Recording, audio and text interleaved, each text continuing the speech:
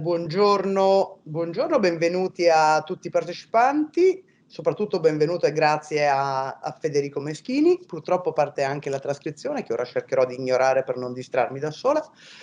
Oggi pomeriggio, all'interno del ciclo di carte di libri e dintorni, che è un ciclo di seminari curato da Paola Degni, Fiammetta Sabba, Stefano Allegrezza e me, abbiamo la fortuna di avere Federico Meschini, che è ricercatore presso l'Università della Tuscia, dove insegna informatica umanistica, editoria digitale e digital storytelling.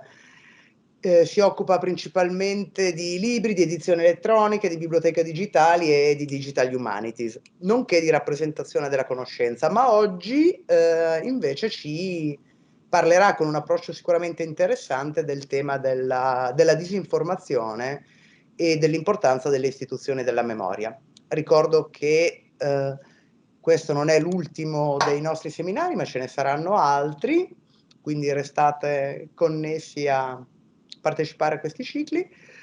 E ultima cosa, la registrazione ovviamente sarà poi disponibile sul canale YouTube del Dipartimento e saranno disponibili anche sul sito del LUDI, del Laboratorio Universitario di Documentazione e Informazione, che come dire, ospita e organizza questi seminari. Saranno disponibili anche i materiali che Federico metterà a disposizione. Ringrazio, come dire, personalmente Federico per aver accettato. Io mi taccio e gli lascio la parola.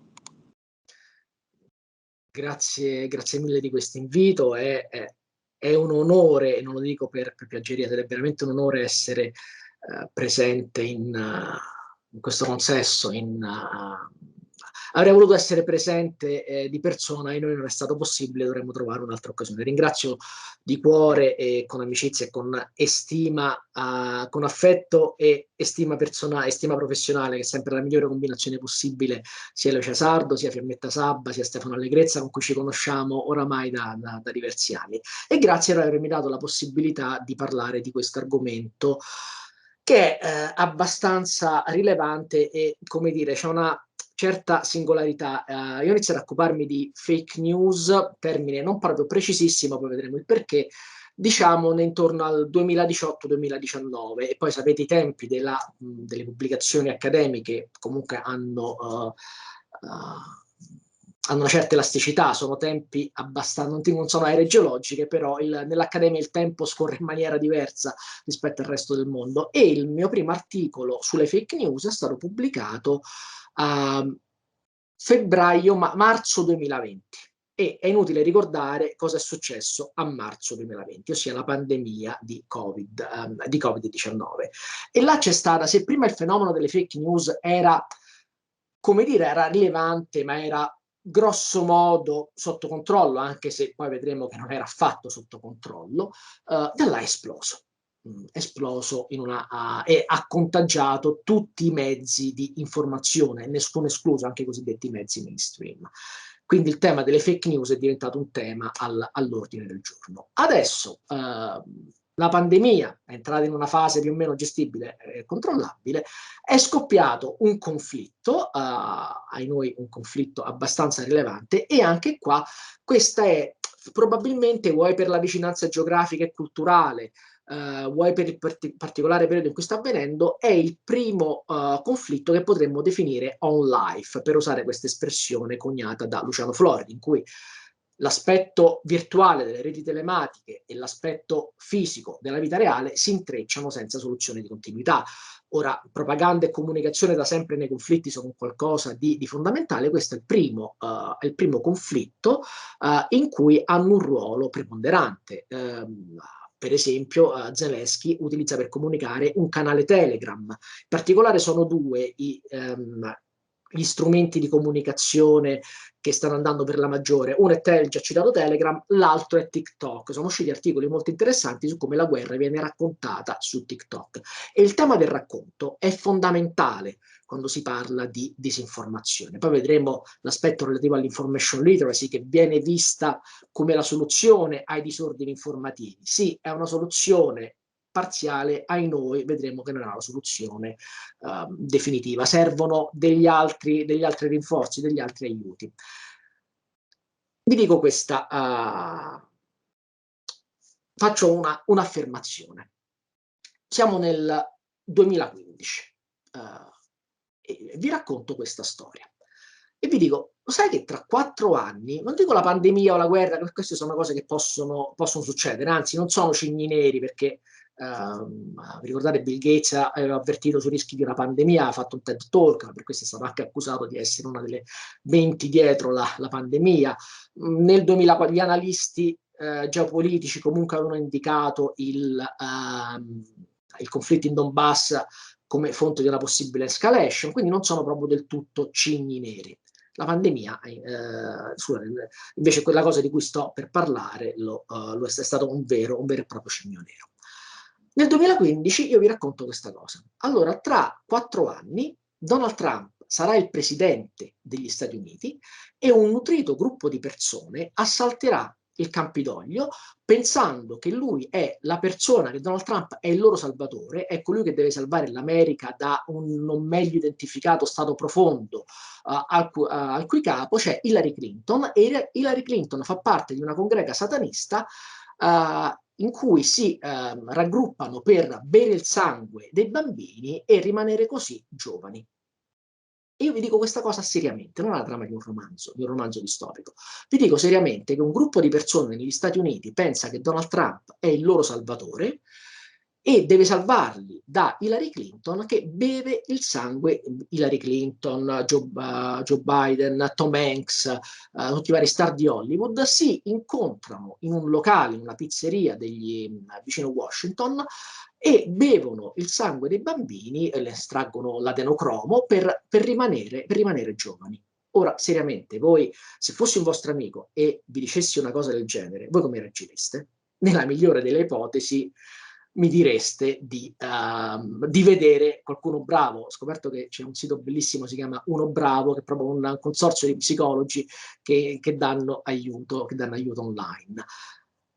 Questa è una storia totalmente assurda, supera la fantasia di qualsiasi scrittore di fantascienza. Molte persone negli Stati Uniti hanno creduto a questa storia, tanto da mettere a salire quello che è uno dei luoghi, il 6 gennaio del 2021, quello che è uno dei luoghi della democrazia, per far affermare le proprie ragioni. Molti di loro sono andati in carcere, una persona è stata anche uccisa. Questo per dire qual è il potere del racconto, il potere delle narrazioni.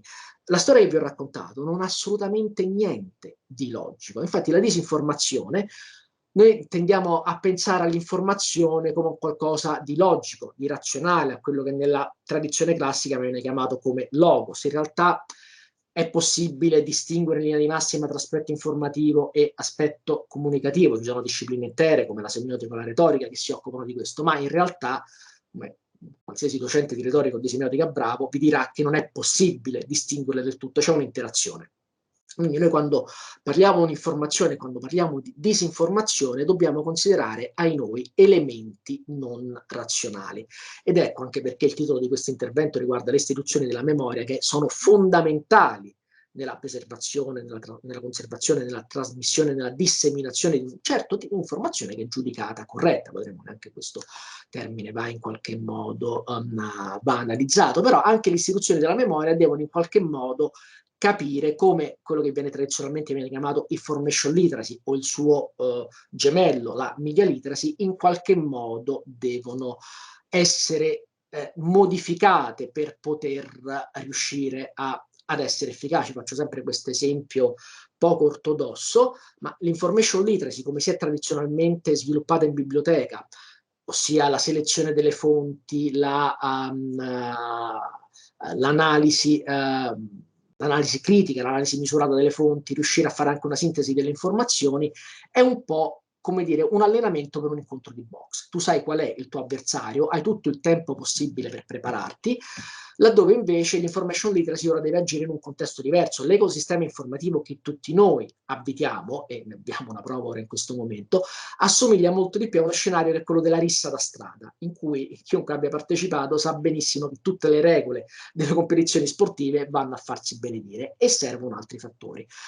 la stessa cosa deve avvenire con l'information literacy, e quindi di conseguenza anche le istituzioni della memoria in qualche modo devono entrare in questo agone, hanno un ruolo fondamentale insieme alle istituzioni educative, perché ai noi la sfida alla disinformazione è veramente la sfida del XXI secolo, e questo lo dimostrano anche i grandi cataclismi come la pandemia o come la guerra attualmente in atto, che la prima è poi è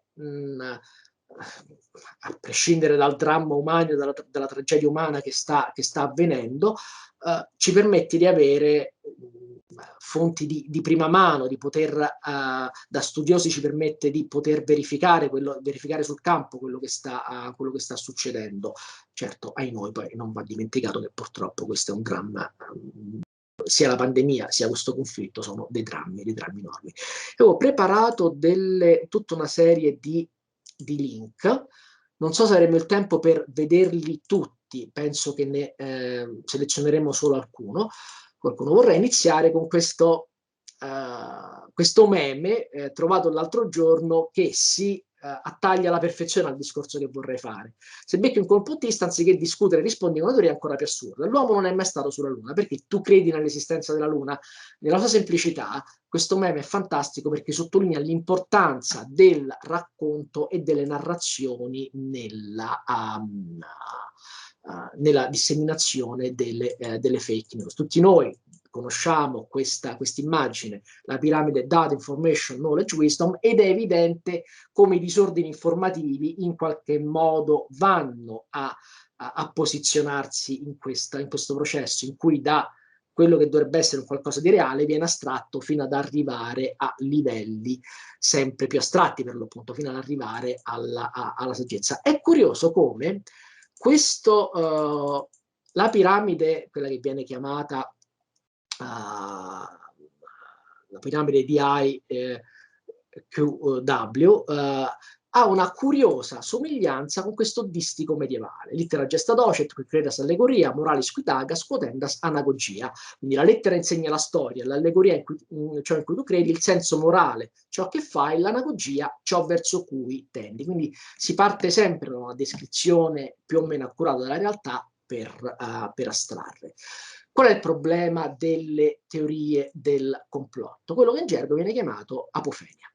Questa immagine, che dà una distribuzione spaziale, secondo me anche molto più efficace della piramide, ne dà proprio l'idea. Io parto da una serie di dati, identifico che sono indifferenziati, se non so che cosa sono, no? I dati sono le chiavi di lettura, non hanno significato, li divido in informazioni, creo una rete di connessioni tra di loro, quindi ho la conoscenza e ho la saggezza, ossia ciò che in qualche modo mi dice ciò che dovrò fare in un certo momento. Il semaforo è rosso, io grazie alla mia conoscenza so che il rosso mi dà un messaggio, ossia vuol dire che mi devo fermare, e la mia saggezza mi dice fermati quando vedi rosso. Vedete, anche nelle singole azioni si vede come la piramide Data, Information, Knowledge, Wisdom va in azione. Nella teoria della cospirazione, nella teoria del complotto, ho più o meno avviene questo fenomeno che è chiamato apofenia, ossia trovare dei disegni ordinati laddove invece non ce ne sono.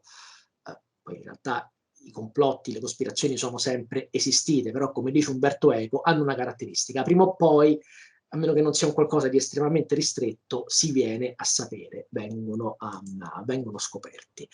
Quindi l'apofenia è il vedere correlazioni laddove non ce ne sono. Questo è un sito molto, molto carino, ne ho fatto anche una pubblicazione, Spurious Correlation, in cui vengono sovrapposti fenomeni che non hanno niente a vedere tra di loro, e quanto gli Stati Uniti spendono sulla scienza, sullo spazio e sulla tecnologia, e i suicidi per soffocamento e per impiccagione, oppure il numero delle persone che sono cadute che sono annegate in una piscina, e i film in cui è apparso Nicolas Cage, e continuano così via. Un discorso è la coincidenza, un altro è la correlazione. Questa è una qualcosa che chi studia statistica sa bene. Però per chi vuole vedere un disegno tra due fenomeni che non sono collegati, queste coincidenze statistiche sono, come dire, il cacio sui maccheroni, e spesso sono la motivazione.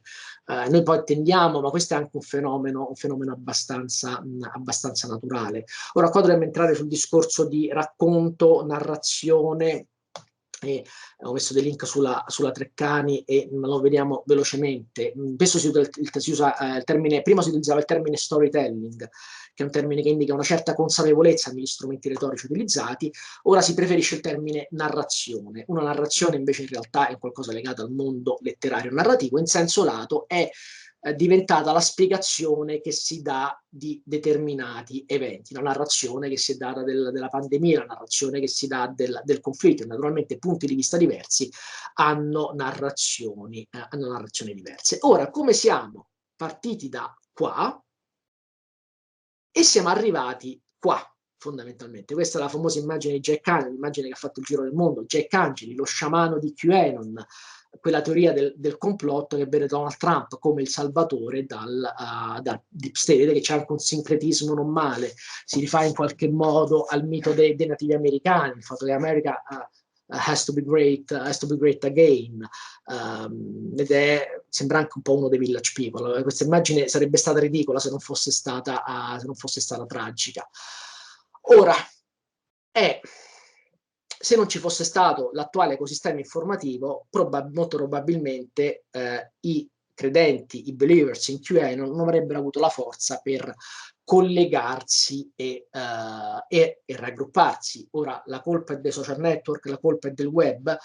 No, perché molti articoli e molti studiosi hanno fatto una ricerca efficace sul campo e hanno dimostrato, dati alla mano, come la maggiore fonte di disinformazione erano da un lato Fox News, che hanno soffiato sul fuoco di certi, hanno veramente gettato benzina sul fuoco di certi fenomeni sociali, e dall'altro Donald Trump, che era il presidente degli Stati Uniti d'America, che non ha certo bisogno di Twitter o di Facebook per far sentire la propria voce. Ma è naturale, l'ha utilizzato amplificando certi fenomeni, però insomma non è che ci sia proprio un rapporto lineare.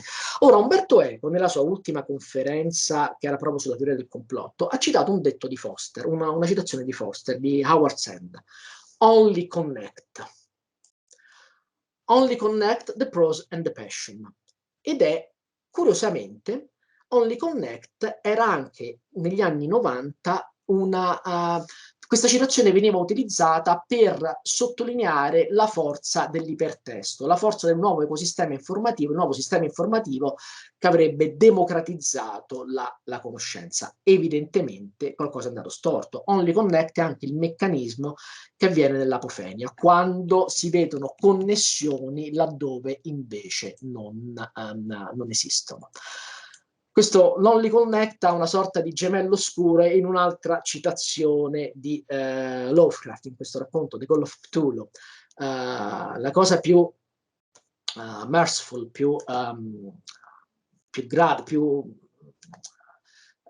mercemoniosa al mondo è l'incapacità della mente umana di mettere in relazione i suoi contenuti, perché se ciò dovesse avvenire, viviamo in questa isola nell'ignoranza, nelle nebbie del mare nero dell'infinito, e poi continua dicendo che se dovessero invece collegare i vari elementi si arriverebbe a un nuovo medioevo, il nuovo Dark Ages. E l'espressione Dark Ages 2.0, un nuovo medioevo, è stato usato per descrivere l'ecosistema informativo in cui ci troviamo, e probabilmente la citazione più forte è quella di Mentana. Quello che vedo qui sul web, in realtà lui fa un errore perché parla di Facebook, non parla del web, giorno dopo giorno, tra negazionisti della Shoah, nazisti, antivaccinisti, bla bla bla, eccetera, eccetera, una cosa che posso nominare solo in un modo: Medioevo 2.0. Intanto chiudiamo un po' di finestre, se no ci ritroviamo. Ora, questa espressione 2.0, Medioevo 2.0, è efficace? Descrive effettivamente quello che stiamo vivendo? No, assolutamente no. Nel Medioevo, questa è un'immagine della Divina Commedia, dell'inferno nella Divina Commedia, il Medioevo, la visione del mondo nel Medioevo è un qualcosa di estremamente ordinato, un qualcosa di gerarchico, un qualcosa di ordinato e razionale, nonostante la condizione tecnologica era quello che era. In realtà, mano a mano che si produce più informazione, si dissemina questa informazione, il mondo diventa sempre un qualcosa di meno ordinato. Questa è una frase una citazione da Amleto, time is out of joint. È interessante poi come mette insieme la dimensione lineare e quella spaziale, e Amleto è figlio del suo tempo, è figlio dell'età moderna e soprattutto è figlio dell'epoca, è in piena epoca gutenbergiana, perché tra cavallo tra 500 e 600 quando Shakespeare scrive le sue opere, e quindi quando la rivoluzione gutenbergiana già dopo 150 anni era entrata a pieno regime. Quindi mano a mano che il mondo diventa sempre un qualcosa di più complesso, e questo va legato alla sono sempre state età dell'informazione, dall'invenzione della scrittura, però in qualche modo sono aumentate anche qualitativamente e quantitativamente le modalità di disseminazione dell'informazione. Questo è quello che scriveva Charles Dickens in epoca vittoriana, questo è l'incipit di Tales of the City. It was the best of time, it was the worst of time, it was the age of wisdom, it was the age of foolishness, it was the epoch of belief, it was the epoch of credulity. Cioè siamo contemporaneamente più stupidi e più intelligenti al tempo stesso. Quindi vedete, quello che è stato descritto come Medioevo 2.0, in realtà le tracce di questa evoluzione si possono trovare con uno sguardo retrospettivo, andando a vedere quello che è stata l'evoluzione dell'uomo. Poi in particolare sto utilizzando molto un approccio letterario proprio per sottolineare l'importanza del racconto. Le famose 6 lezioni per il prossimo millennio, la molteplicità. Purtroppo la consistenza è rimasta incompiuta, chissà cosa Calvino avrebbe voluto scrivere, però quando Calvino parla della molteplicità, della moltiplicazione delle cose, già intuisce quello che succederà. E poi si arriva con riflessioni come la condizione postmoderna, è interessante il sottotitolo, Rapport sur le savoir, rapporto sul sapere, in cui Jean-François Lyotard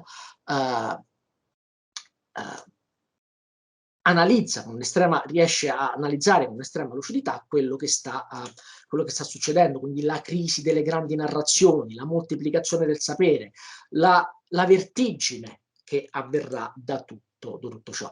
Quindi quello che si può riassumere come il passaggio dall'ordine al rizoma, dalle linearità del Medioevo alla reticolarità della condizione postmoderna e del rizoma, in cui tutto si può collegare potenzialmente con tutto, è molto più facile farlo, e da qua poi avvengono abbiamo detto che questa era la base della teoria del complotto. Ora, in particolare, a me piace analizzarlo, avere la chiave di lettura della letteratura, e in particolare della letteratura postmodernista, in cui tecniche come il pastiche, la mise en abîme, l'effetto Drost, la ricorsività. L'effetto Drost è questa immagine che sta all'interno di un'immagine, che sta all'interno di un'immagine, e soprattutto la consapevolezza di trovarsi in una narrazione. E non a caso la letteratura postmodernista aveva anticipato la teoria del complotto, ha un ruolo molto molto importante nella letteratura postmodernista. Questa è un'opera di Thomas Pynchon, The Crying of Lot 49, in quella base c'è proprio la possibile esistenza di un complotto, in cui il romanzo si chiude con la protagonista che sta per scoprire se effettivamente quello che lei durante tutta ossia l'esistenza di una società segreta di cui ha avuto tracce nel romanzo, se è vero o non è vero. E genialmente Pynchon fa finire il romanzo un attimo prima che ciò accade. Ci sono 4 possibilità nel romanzo: sia che la protagonista sia matta e poi gradualmente, oppure che sia vittima di uno scherzo, oppure che effettivamente ci sia un complotto alle sue spalle, e noi non sappiamo cosa è. Queste possibilità rimangono irrisolte. Ora, perché questo è legato alla teoria dell'informazione? Questa è la famosa formula della teoria dell'informazione, in cui un evento, senza andare questa è l'entropia secondo la teoria dell'informazione di Shannon e Weaver, senza andare in dettaglio, la sommatoria di tutte le probabilità per il logaritmo di ognuna di queste probabilità con il segno meno davanti, altrimenti dovrebbe essere 1 fratto PD, per la proprietà che nei logaritmi le divisioni possono diventare sottrazioni se si portano fuori. Fondamentalmente qual è l'entropia informativa? Io non so quanti di voi giocano a Wordle, che è un gioco che adesso sta andando per la maggiore, che è molto in cui devi scoprire una parola. Nella teoria dell'informazione, una situazione di alta entropia si ha quando i simboli di un messaggio sono indifferenziati. ossia io non so dagli indizi che ho a mia disposizione, già dai simboli che ho a mia disposizione, quale sarà il prossimo messaggio. Il gioco dell'impiccato, per capirci. All'inizio voi non sapete quale può essere la parola, le lettere che compongono quella parola, mano a mano, quindi l'entropia è estremamente elevata, mano a mano che voi acquisite informazioni, acquisite i simboli corretti, mano a mano l'entropia diminuisce, la probabilità che ci sia un simbolo oppure un altro si diversifica e quindi l'entropia si abbassa. E Thomas Pynchon è stato il cantore dell'entropia informativa. Infatti, in quel romanzo che genialmente mantiene con una situazione irrisolta e con tutte le probabilità, ossia tutti i vari le possibili conclusioni allo stesso livello, è proprio una dimostrazione di entropia informativa. È il lettore che in qualche modo deve dire ok, sì, secondo me è successo in un modo, secondo me è successo in un altro. Lui che deve dare una diversa probabilità agli eventi. Stessa cosa che avviene in quel capolavoro che è The Turn of the Screw. I fantasmi esistono o è la governante che è matta? E quindi vedete come la grande letteratura ha sempre, anche Pynchon era ingegnere, quindi lo faceva consapevolmente, ma i grandi autori l'hanno fatto anche inconsapevolmente. Ora, in realtà, la rete è stata sempre un luogo dove la cospirazione e i discorsi sulla cospirazione hanno regnato, per ovvi motivi, perché non essendoci un controllo dall'alto, non che dall'alto non avvengano, non ci siano delle cospirazioni, o meglio un qualcosa, delle azioni in cui c'è testo e sottotesto, in cui in realtà quello che si fa è per ottenere un certo risultato, pensiamo alla propaganda. E vedete le cospirazioni su JFK, questa è una stringa di ricerca su Giga News, che è un motore di ricerca per i gruppi, newsgroup che usavano Usenet, con la stringa di ricerca conspiracy vedete quanti, e questa è solo una parte, sono i primi 50 risultati. JFK naturalmente la fa da padrone. L'area 51 non ne parliamo, perché le cospirazioni sono esistite, poi si scoprono, e molte persone poi sono anche molto molto affascinanti. Popper ha fatto delle riflessioni molto interessanti, ha detto due cose: che la cospirazione da un lato, con la secolarizzazione del mondo, ha tolto la fede in un agente superiore che regolava tutte le cose, e dall'altro ha detto: guardate che se c'è una caratteristica dei complotti è che non vanno mai come venivano pianificati, per la complessità delle cose, per come tutte le entità avvengono in maniera non lineare. Naturalmente non è solo un discorso di tecnologia. Ora potremmo dire, certo, questa è internet che ha causato tutto questo. No, le critiche a un medium non vanno sempre prese cum grano salis. Questa è una raccolta stampa Meretrix, scritti quattrocenteschi contro la stampa, quindi questo per dire come anche la stampa è stata vista come un agente di disordine. È qualcosa di connaturato all'essere umano. Questo è un celebre passaggio del pendolo di Foucault, in cui il coprotagonista, parlando col protagonista, divide l'umanità in 4 categorie: i cretini, gli imbecilli, gli stupidi e i matti. I cretini sono proprio quelli che fisicamente non riescono, che hanno dei problemi con il mondo di base. Il cretino è colui che non riesce a entrare in una porta girevole, che effettivamente tutti noi abbiamo avuto.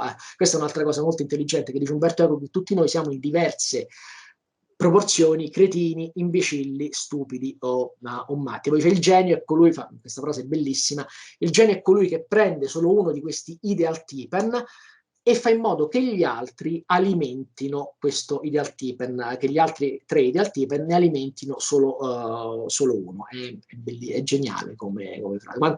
Quanto ci manca Umberto Eco ai noi. Il cretino è quello che non riesce a entrare da una porta girevole, colui che non riesce a far funzionare le cose. Tutti noi abbiamo la persona che ha difficoltà con la tecnologia, i famosi, oppure che arrivano che hanno difficoltà ad accendere un computer. Gli imbecilli invece sono coloro che l'imbecille è quello che parla sempre fuori dal bicchiere, è quello che non capisce le regole del discorso. Adesso mi sto avvicinando verso i 50 anni, i cinquantenni su Facebook, buongiornissimo caffè, quelli che non riescono proprio a entrare in quelli che sono i discorsi social. Lo stupido è colui invece che fa degli errori di ragionamento. Qua cita un falso sillogismo: tutti i cani sono animali domestici, tutti i cani abbaiano, ma anche i cani sono animali domestici e quindi abbaiano. Questa è la differenza tra l'implicazione e la doppia implicazione. Oppure tutti gli ateniesi sono mortali, tutti gli abitanti del Pireo sono mortali, quindi tutti gli abitanti del Pireo sono ateniesi. Questi sono, voi sapete che esistono tra tutti i vari possibili sillogismi che utilizzano i quattro operatori logici, per tutti esiste, e poi questi a cui va aggiunta la negazione, solo un sottoinsieme di questi è valido, perché altrimenti si potrebbero ottenere, non so, Socrate fischia, la locomotiva fischia, Socrate è una locomotiva. Questo era un sillogismo, diciamo, un mio amico tanti anni fa, e mi è sempre rimasto in mente perché effettivamente è molto buffo. Quindi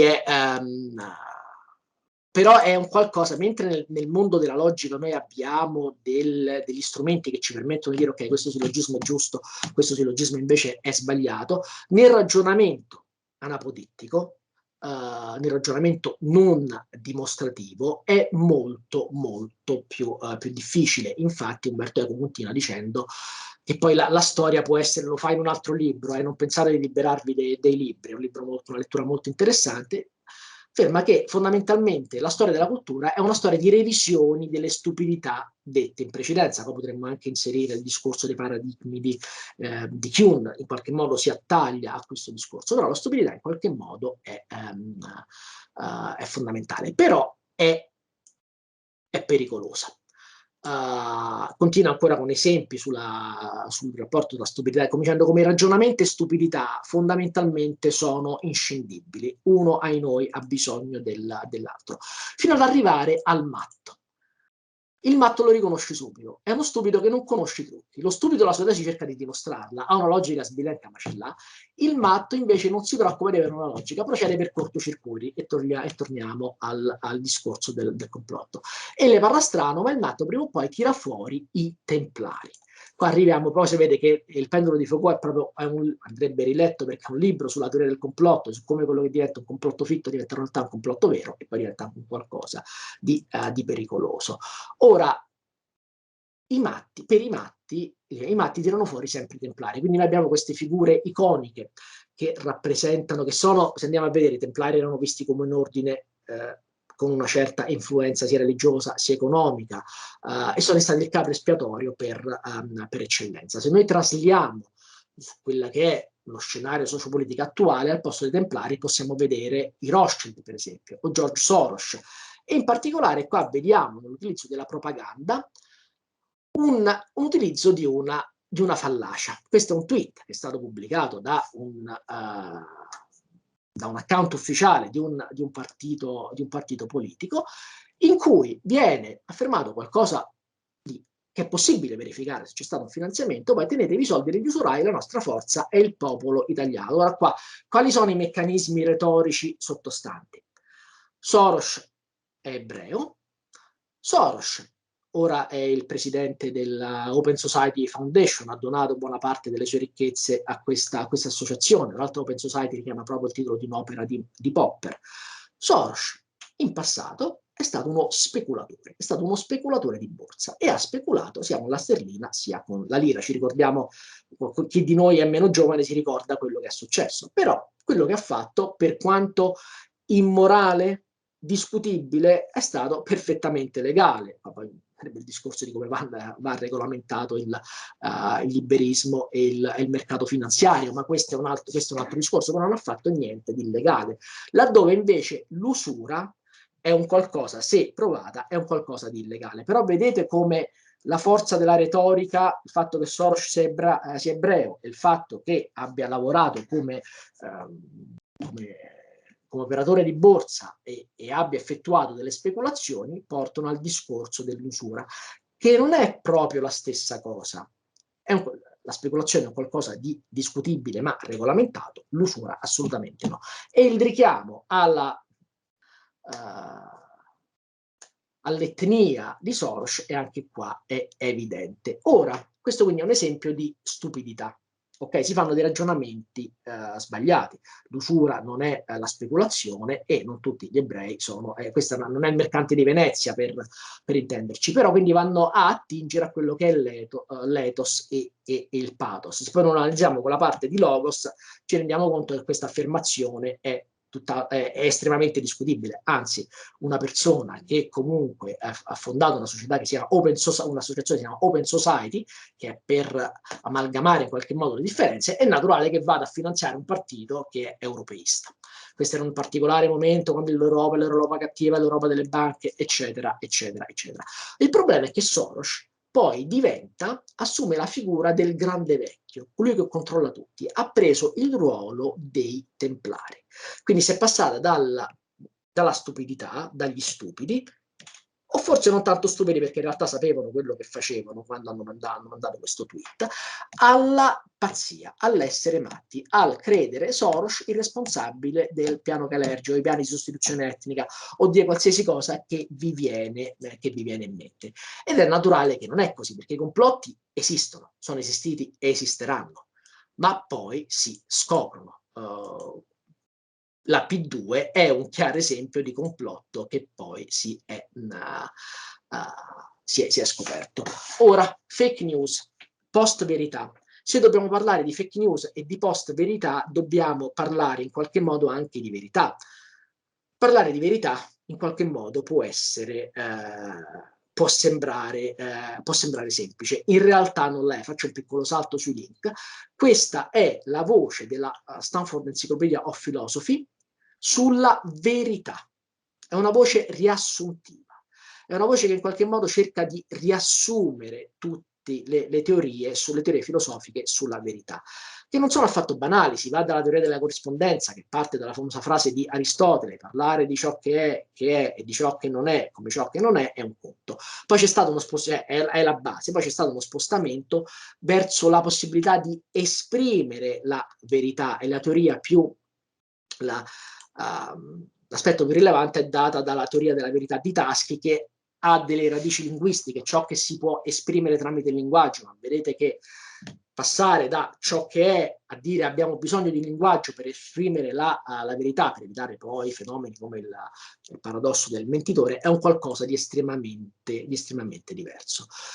Cos'è la verità?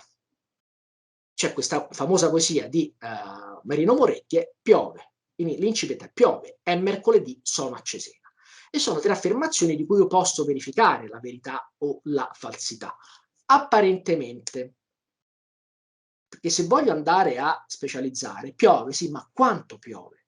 Piove tanto, piove poco, è mercoledì mattina, mercoledì pomeriggio, primo pomeriggio, che ora è di mercoledì? Sono a Cesena.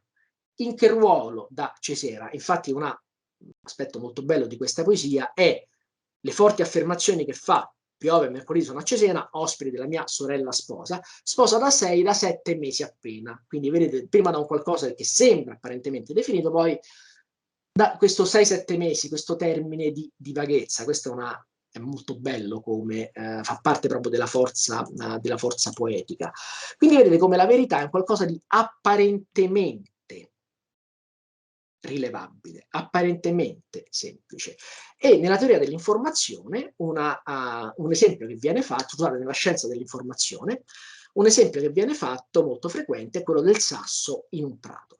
A seconda del punto di vista che io assumerò, quel sasso nel prato avrà dei significati diversi. Un conto è se lo vede un archeologo, un conto è se lo vede una persona che si occupa di ecologia, un conto è se lo vede un architetto, un conto è se lo vede uno storico dell'arte e così via. E stiamo parlando di un qualcosa di estremamente oggettivo. Ecco perché alla fine si parla sempre di interpretazioni. Poi vedremo anche il famoso aforisma nicciano: non esistono i fatti ma solo le interpretazioni. E l'importanza del punto di vista diventa fondamentale.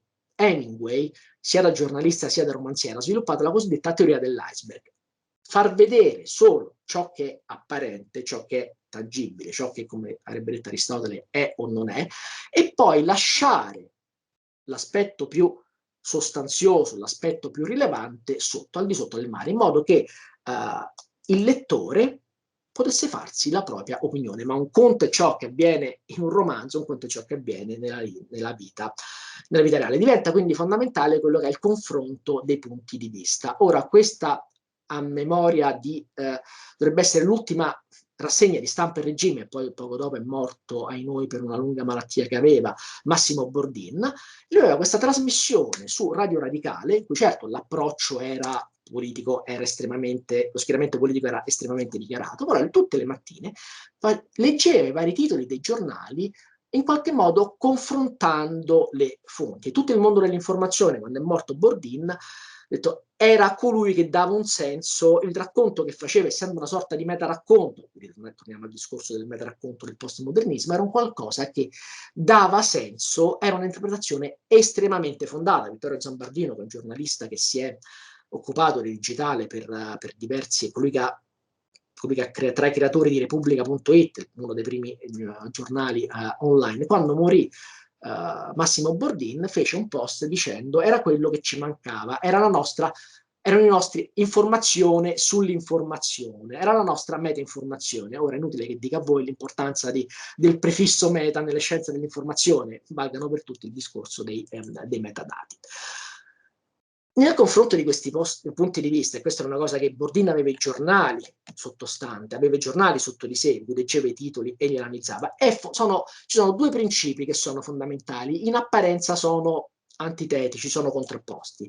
Il primo è l'importanza dei documenti, l'importanza della documentazione. Quella che vedete in questa foto è Margaret Hamilton, era, tanto per sottolineare l'importanza della componente femminile dell'informatica, era la responsabile dello sviluppo del codice che avrebbe portato l'Apollo sulla Luna, e questo è tutto il codice stampato.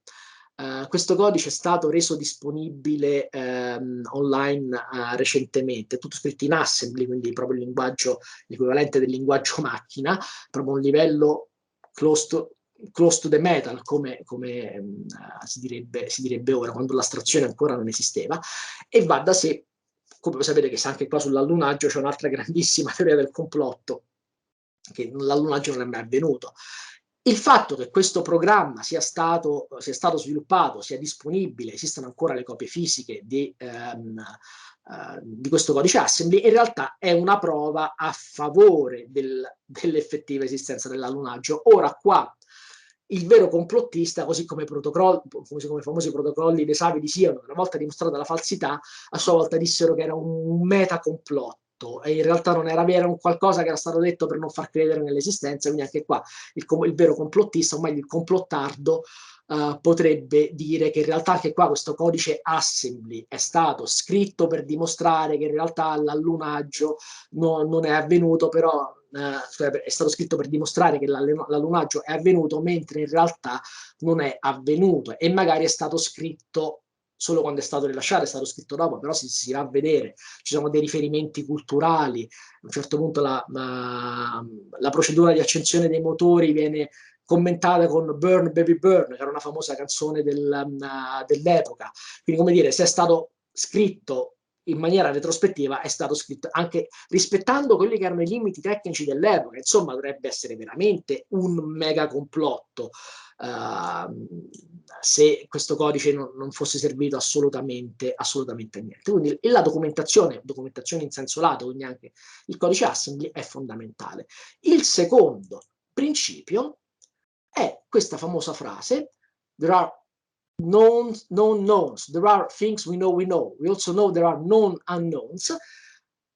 We know there are some things that we don't know, there are also unknown unknowns. Ora, questa frase è stata pronunciata da Donald Rumsfeld per giustificare l'attacco in Iraq degli Stati Uniti, quando poi si è scoperto che le famose armi chimiche, ricordate Colin Powell che mostrava la fialetta, in realtà non c'erano, non esistevano, e quindi poi si giustificò dicendo ci sono cioè cose che sappiamo di sapere, cose che non sappiamo cose che sappiamo di non sapere, e infine ci sono cose che non sappiamo di non sapere. The ones we don't know, we don't know. Una sorta di, anche qua, di meta ignoranza. Ora, questa frase era naturalmente stata detta per giustificare quello che è stato un attacco, un'invasione in piena regola. In realtà poi è diventato un principio epistemologico, perché ha una sua logica. Leggevo uno sceneggiatore in un blog aveva scritto una riflessione molto bella sul principio citandolo proprio, dicendo Ransfield è lo sceneggiatore più bravo al mondo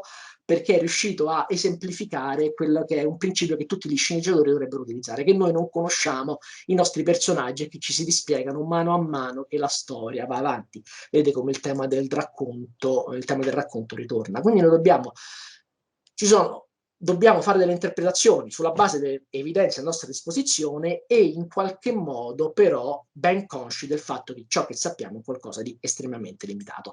E arriviamo all'aforisma di Nietzsche che è diventato la giustificazione a tutto. I fatti non ci sono, esistono solo le interpretazioni, quindi la realtà non conta. In realtà non è proprio così. C'è un filosofo di Nietzsche, Paolo Diorio, dà un'interpretazione estremamente, torniamo all'interpretazione, però la sua è estremamente ragionata di questo aforisma, in cui bisogna passare da una metafisica degli opposti a un approccio storico in cui si va per gradazioni, in cui i fatti fondamentalmente sono la forma più solida delle interpretazioni. Fa un parallelo molto interessante in cui lo presenta come divertissement, ma in realtà ne dà una lettura molto appropriata, in cui fa un parallelo con la teoria della relatività di Einstein, in cui la massa non è che la versione, solidificata dell'energia, e l'energia è la versione invece dinamica in movimento della massa. E esiste un rapporto famoso, è uguale mc al quadrato, eccetera, eccetera, eccetera. Quindi anche qua si può dare una formula nel rapporto tra fatti e interpretazioni, con dire che le interpretazioni i fatti non sono altro che interpretazioni che hanno un vasto consenso. Ora, questo consenso però si può basare o sul logos o su altri fattori come l'ethos e il pathos. E ciò che succede, questo è un libro molto bello di un economista in cui lui ha Thinking Fast and Slow. Daniel Kahneman, lui ha teorizzato l'esistenza, supportato anche dalle neuroscienze, di due sistemi di ragionamento, il sistema 1 e il sistema 2. Il sistema 1 è quello che è legato all'impulsività, alla reazione immediata. Il sistema 2 invece, il sistema 1 è il cosiddetto pensiero veloce. Il sistema 2 invece è il pensiero lento, quindi ritornate ethos, pathos e logos in qualche modo ritornano. Il sistema 1 è stato fondamentale per l'evoluzione.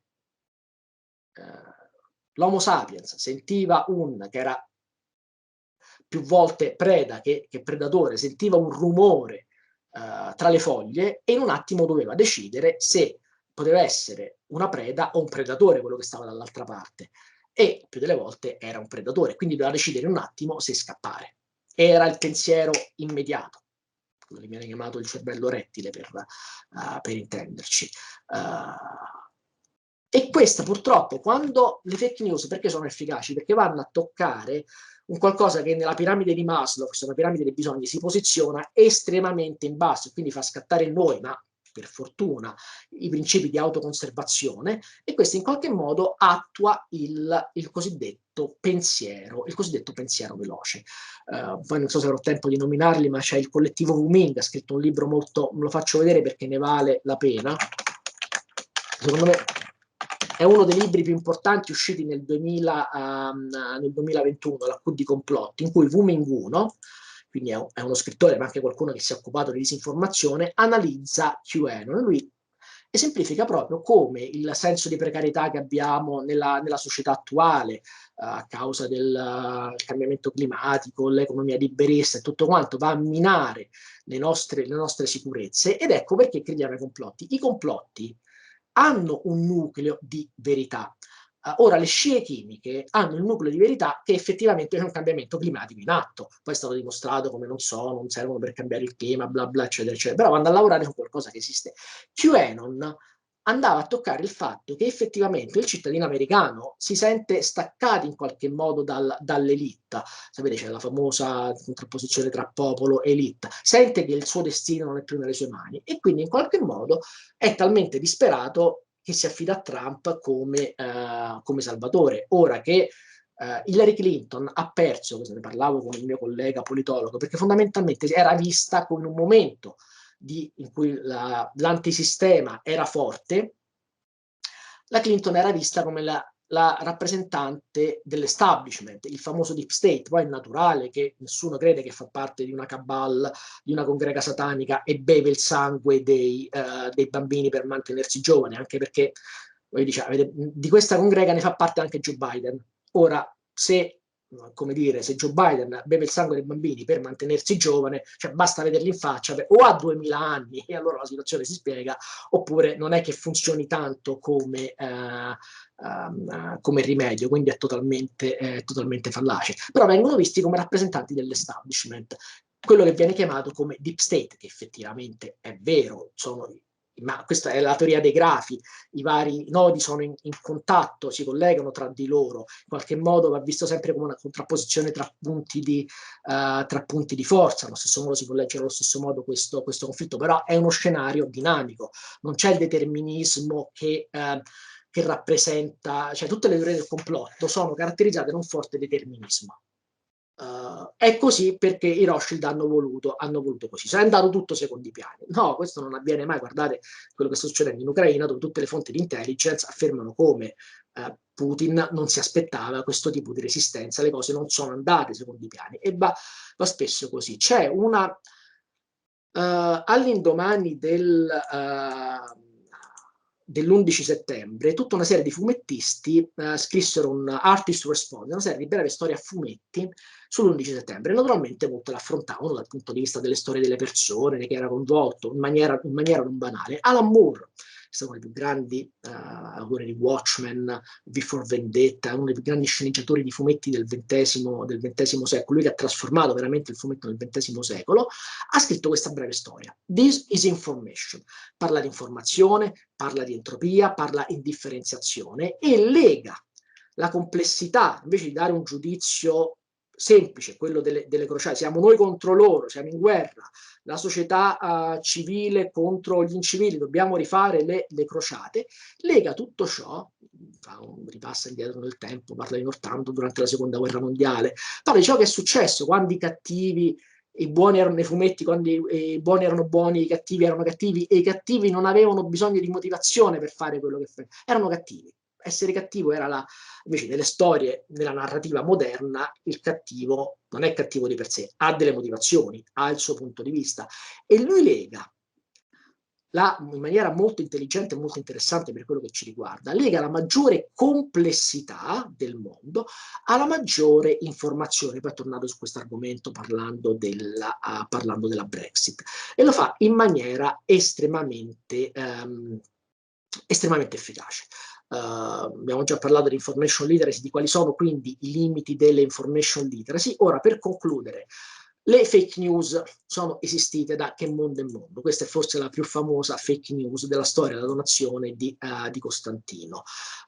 Post-verità è diventata la parola dell'anno nel 2016. Il 2016 è stato l'anno della Brexit, l'anno dell'elezione di Trump, però il termine post-verità, come il termine fake news, è poco efficace, perché se esiste la post-verità, esiste anche la verità e la pre-verità. Quindi noi viviamo nella post-verità perché prima abbiamo vissuto nella verità e prima ancora nella pre-verità. L'essere umano ha vissuto nella pre-verità. Quindi vuol dire che tra pre-verità e post-verità, che di fatto sono indistinguibili, è esistita un'età dell'oro in cui era la verità a dominare. Noi sappiamo benissimo che non è stabile. Se non riesco a definire che cos'è la verità, come faccio a dire che c'è stata un'epoca della verità? Poi basta essere un minimo consapevole a livello di storia per dire che ciò non è mai successo. Quindi ritorniamo facciamo questo piccolo esempio di fake news. Questo non è più disponibile, quindi devo andare su archive.org. Questa è una fake news che è stata pubblicata il 29 ottobre del 2016. Vi ricordate, era quando in Italia l'argomento principale era il referendum promosso dal governo Renzi. Umberto Eco che voterà no un imbecille e i grillini sono una legione di imbecilli. Questo articolo a firma di Hermes Meioli, che è stato un bufalaro abbastanza famoso, ma lui faceva le bufale proprio per dimostrare la fragilità del sistema informativo, in cui la foto, non so se si trova la foto,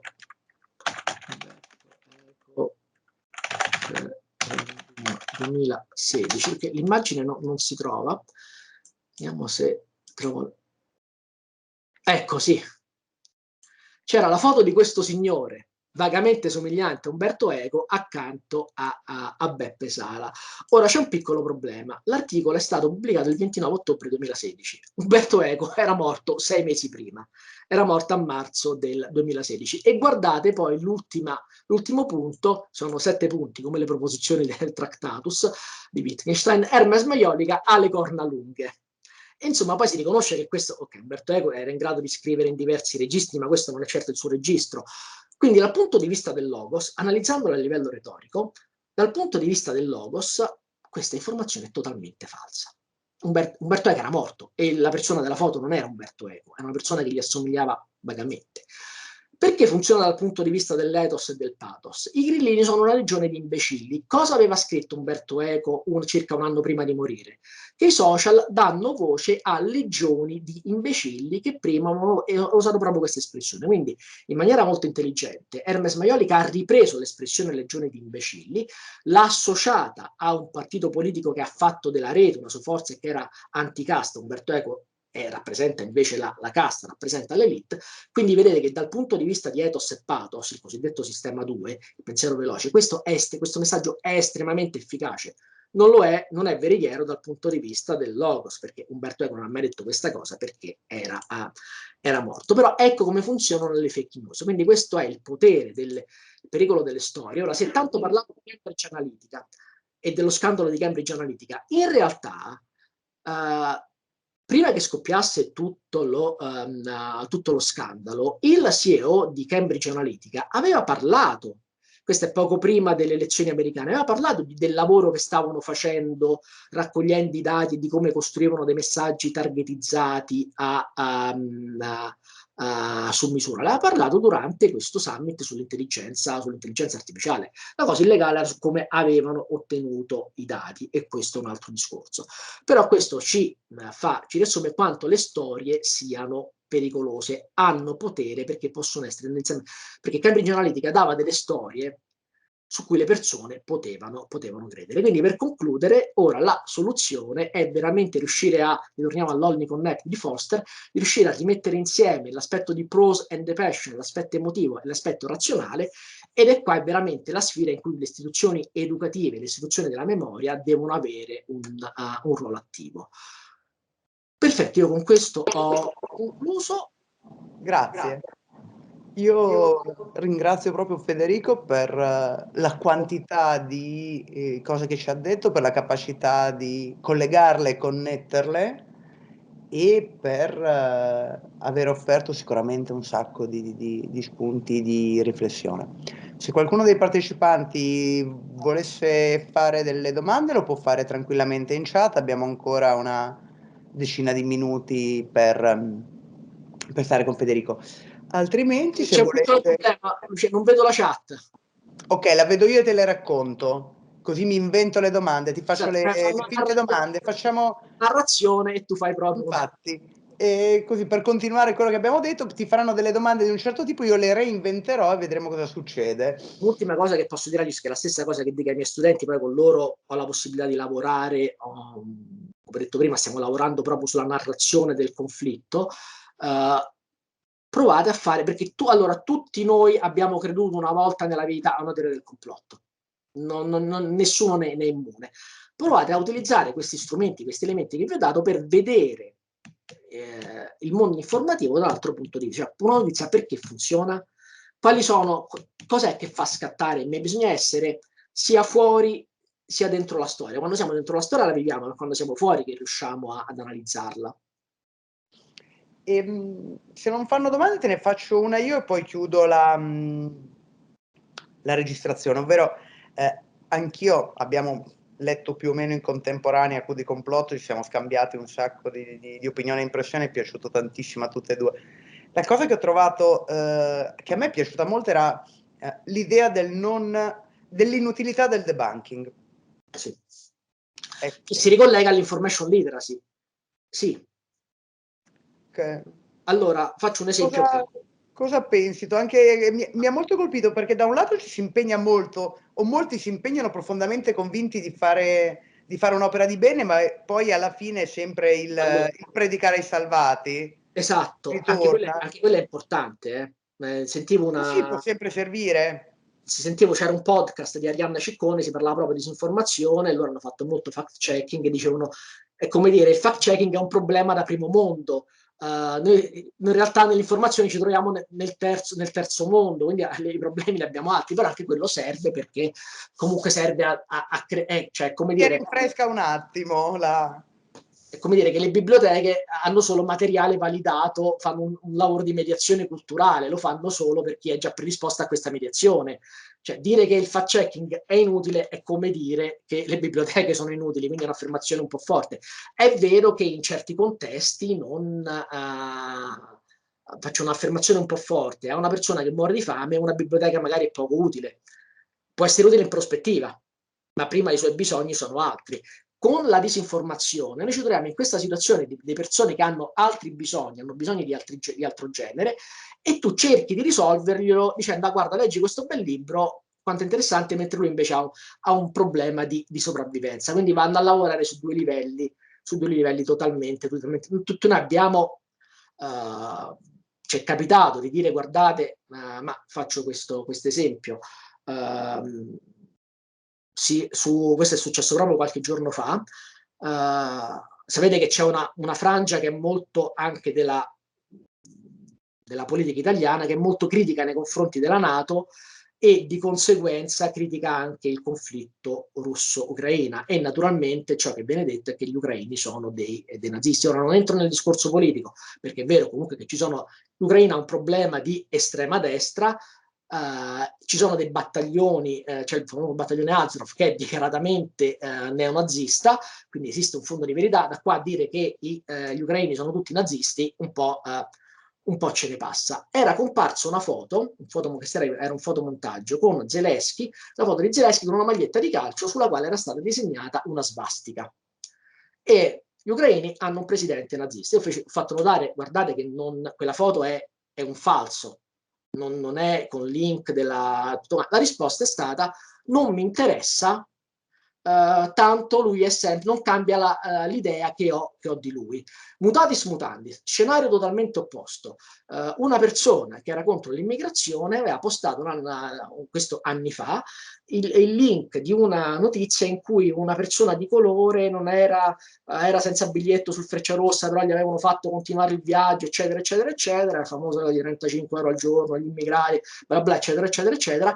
Invece era successo un qualcosa di diverso, non so, tipo voleva il biglietto per il Frecciarossa, non mi ricordo, che il treno era salito sul treno sbagliato, il biglietto per il Frecciarossa ce l'aveva, o era il posto sbagliato, non mi ricordo esattamente com'era, non era come era stata raccontata dai media. Faccio presente a questa persona: guarda che in realtà non è.